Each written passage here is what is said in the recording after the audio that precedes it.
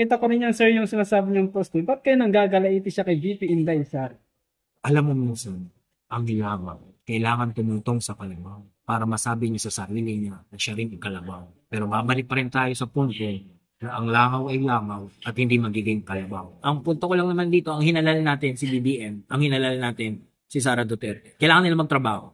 Bantayan natin sila dahil pinapasahuran natin sila. Ibinigay natin yung 31 milyong boto kay BBM, 32 milyong boto kay Sara. Magtrabaho sila. Hindi dahil pro Sara ako. Kailangan mong trabaho ni Sara. Si BBM naman, tigilan na natin itong mga awayan na ng President Duterte. Ayusin mo na yung Pilipinas. Ilang oras na lang, ilang panahon na lang, matatapos yung administrasyon mo. Gusto na namin maramdaman. Magdidiban talaga ako because taxpayer ako. Butante nga ako. At mayroon akong karapatan dahil isa rin ako sa mga nagpakamatay na makipaglaban para manalo siya doon sa 31 milyon na yun. Hindi yung katulad ng iba dyan, nakiklaim, nakakala mo naman napakagaling niya ng loyalista. Saan nakakita? Sasabihin mo loyalista ka, pero babanata mo yung ate. At ang tawag nila, ate ni Sara. Diba? Ako ha? Ako loyalista.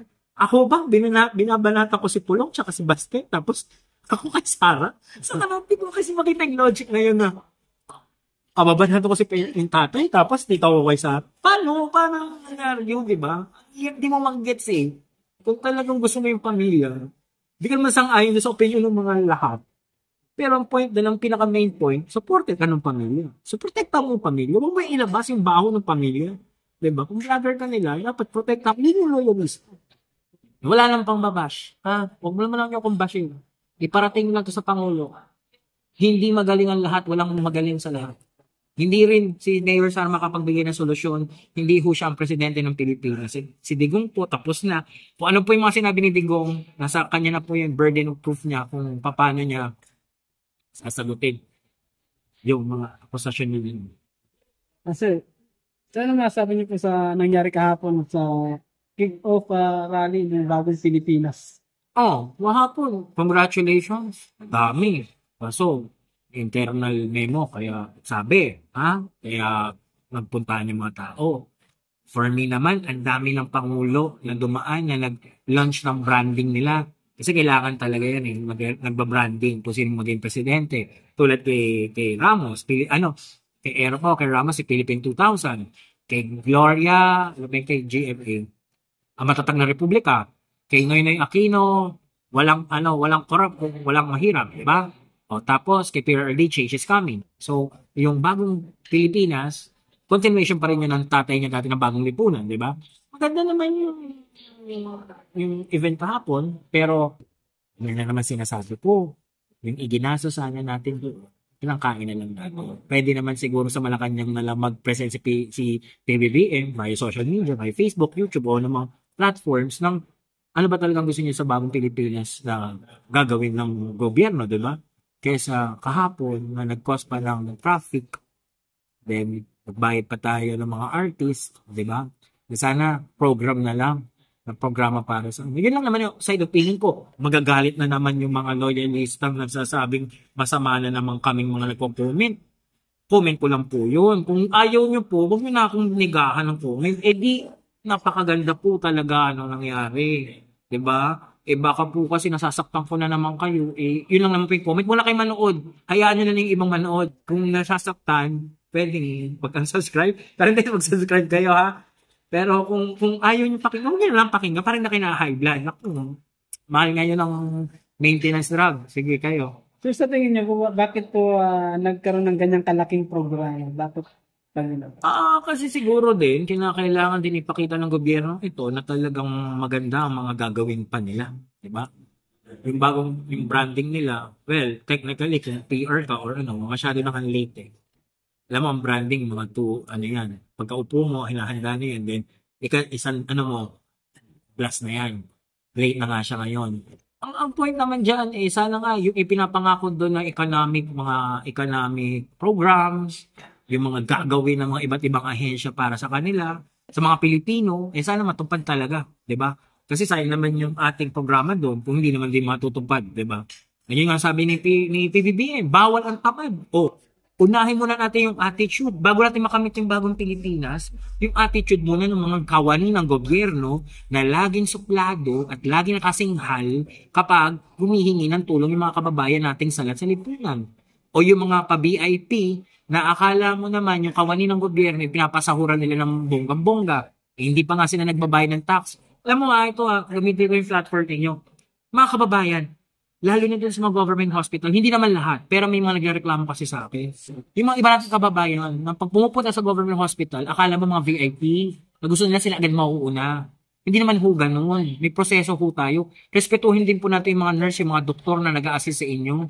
Kasi minsan po, porket po, sasabihin ninyo na dumating kayo, kailangan kayo muna magwawala kayo, magpo-post kayo sa social media, na parang sumasama yung image ng mga nurse, mga doktor, yung mga hospitals na yun, na di ba? Yun lang, bago natin makamit yung bagong Pilipinas, baguhin mo natin ugali natin mga Pilipino. Kasi sa ugali din natin, minsan doon nagkakagulo. Kahit sino pa pong presidente ang ilagay natin dyan. Kahit pa po ang Panginoon na ilagay natin dyan, kung ganyan pa rin po ang ugali natin, ay wala po talaga mangyayari sa Pilipinas. Sir, masabi niyo po na dumalo nga rin po si VP Inday doon sa bagong Pilipinas. Pero saglit lang din po siya, tapos lumipad din ng Davao. Oo, ang point naman doon ni VP, nag-press release siya, dahil siya sa bagong Pilipinas as Secretary of Department of Education.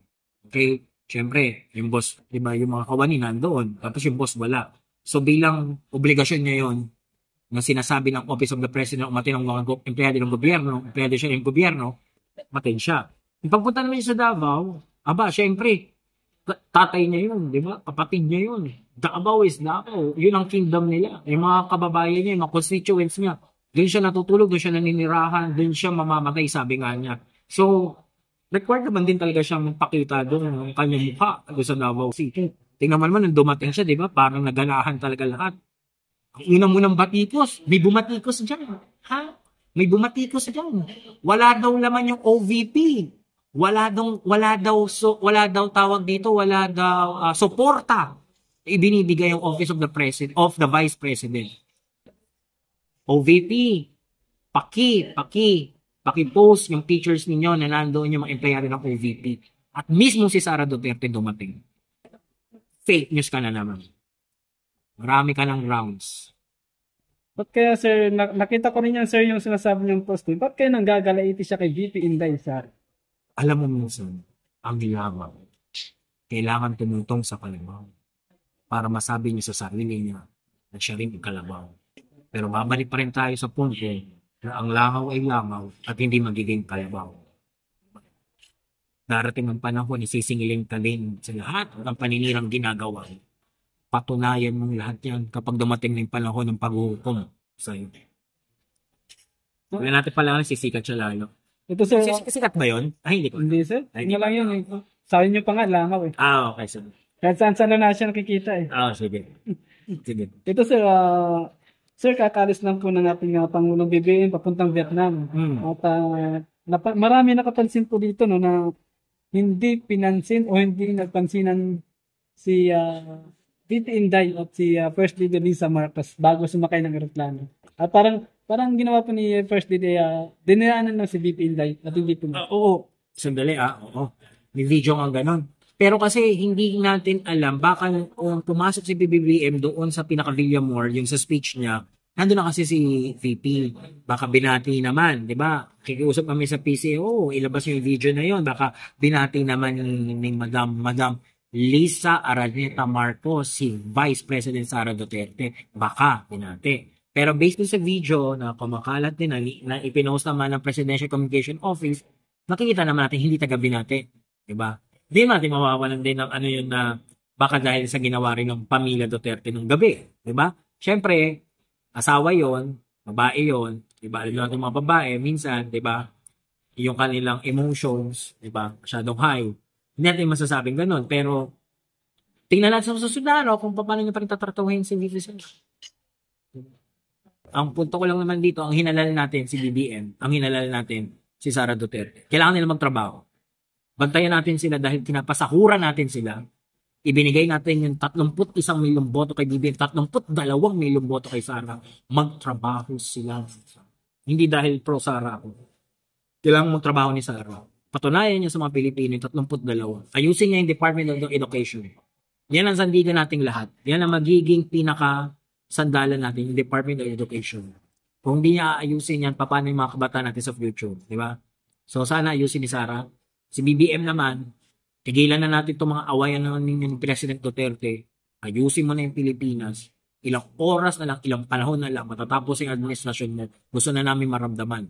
Sabihin na naman ng mga, demanding ako. Magdedemand talaga ako because taxpayer ako. Butante nga ako. At focus.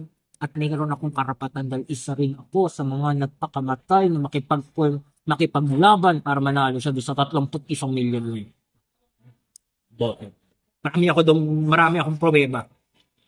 Hindi yung nagkiklaim ka na lang, biglang dumikit ka lang, nagpicture ka, close ka na. Di ba?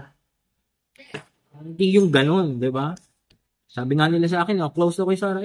Sabi ko, ako naman, doon sa mga nagsasabing, nagko-close-closean. Pakitanong, Daniel Noblesa. Kilala mo si Daniel Noblesa? Tanong nyo, pag si Sara, kung kilala niyo po si Daniel Noblesa, tingnan natin kung anong reaction. Diba? Ayoko rin magsasabihin, nakiklaim lang ako. Kay BBM naman, ewan ko, kung kilala niyo, kung sa dami na nakita niya, natin na lang. Pero huwag ka magkiklaim yung nakipagpicturan ka lang. Close kami niya. Diba? Nung ipinanganak ba, nandiyan ka na. Pasalamat nga. Alam mo sa totoo lang, ang gusto ko makitang reaction kay Madam Imelda Marcos kung talagang sobrang lakas na yung mga Imelda. Ewan ko kung nasan yung mga langaw na yun nagkiklaim ngayon na supporter sila. Talaga hindi ako kung mapapanood ni Ma'am Elizabeth Oropesa, panoorin niyo yung kanyang sinabi kagabi may sinabi siya. Talagang umano sa akin na hindi naman alam ng tao yung hirap na pinagdaanan namin as loyalista. Ako, hindi yung katulad ng iba dyan, nakiklaim, nakakala mo naman napakagaling niya ng loyalista. Isa pang gusto kong tanong saan nakakita? Sasabihin mo loyalista ka, pero babanata mo yung ate. At ang tawag nila, ate ni Sara. Diba? Ako loyalista. Ako ba, binabanata ko si Pulong tsaka si Baste, tapos ako kay Sara? Sa kanapin ko kasi makita yung logic na yun na kababanatan ko si yung tatay, tapos dito ako kay Sara. Paano nangyari yun, diba? Hindi mo mag-gets Kung talagang gusto mo yung pamilya, di ka masang-ayon sa opinion ng mga lahat. Pero ang point na lang, pinaka-main point, supported ka ng pamilya. So, protekta mo yung pamilya. Huwag mo ilabas yung baho ng pamilya. Diba? Kung vlogger ka nila, dapat protekta mo. Hindi yung loyalist. Diba? Pag supporter ako ni Apo, sasabihin, magulang ko, supporter na rin ni Apo. Supporter na pala pinapasa pala sa'yo. Para pa rin pala yung pagiging parang pagiging Harry Trainer, pinapasa na sa'yo yung katungkulan. Ba't di mo gawa ng paraan talaga na wag masira yung katungkulan ibinibigay sa'yo ng magulang mo? Kasi panigurado kung yung magulang mo, may ulirat pa baka pinapok ka rin nila ng martilyo sa ulo kasi saan pinagagagawa. Hindi, ako hindi ko naman kung sino man siya, yung tamaan, bahala siyang magagalit siya. Pero siguraduhin mo lang pag ako binanatan. Siguraduhin lang nila. Pero di man ako mabanatan mo kasi wala naman akong kay, di naman ako ganong kalakes, pero ewan ko, ang punto ko lang naman, sana lang, ang iniisip lang nila yung bayan, bago yung sarili. Sabi nga ni Ronaldo, na bayan muna bago ang sarili. Isa lang tong bayan natin. Kung magwawatak-watak tayong lahat, civil unrest, nangyayari yun. Away-away tayo. Sino matatawa? Pagtatawa tayo ibang bansa. Pilipino, wala ka nakatigil-tigil. Lagi na lang ganyan. Kaya nga ako personal ko marami na magagal sa akin. Ang Pilipino hindi dapat may demokrasya. Tama yung ginawa ni President Marcos senior, martial law. Sabi na naman mga ayan, dapat sa'yo nakadoblas. Di mo kasi alam yung paghihirap Hindi in a sense na tama yun na dapat makontrol yung mga tao sa tamang gawin yun. Hindi yung mga brutality, mali yun. Yung mga ginawa ng military nun, mali. Pero yung martial law in the sense na may control ang gobyerno sa pinagagawang mali, yun ang tama. Pero yung brutality, mali.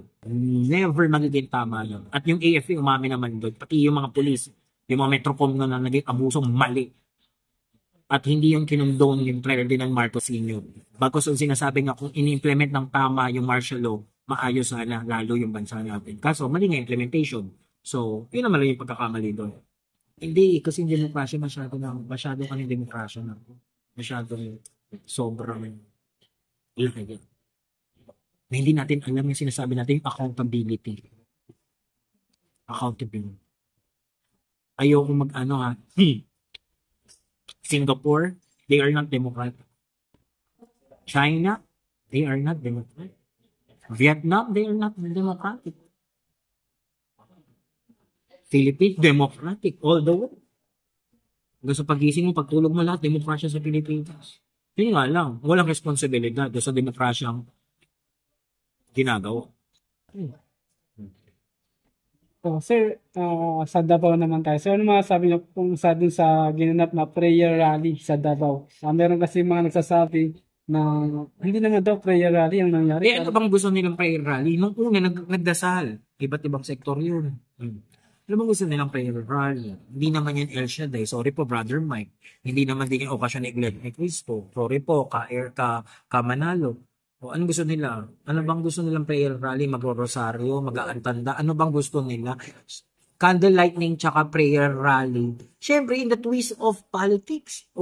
Pwede ba naman yun na magdadasal na lang sila? Dapat pala sa konbento silang lahat pumasok. Diba? Kung magdadasal. Ito sir, anong masabi niyo kasi hanggang sa ngayon ay naunguna pa rin yung DepEd, naunguna pa rin yung Office of the Vice President sa ratings sa lahat ng opisyal ng gobyerno. Sasabihin ko, taong nakakaramdam ng serbisyo ni Sarah. Period. Magagalit na naman kasi yung iba. Ayoko na siya. Kasi sabihin niya na, kaya nakasara pa. Thank you po. Nararamdaman niyo yung serbisyo ni Vice President Sarah.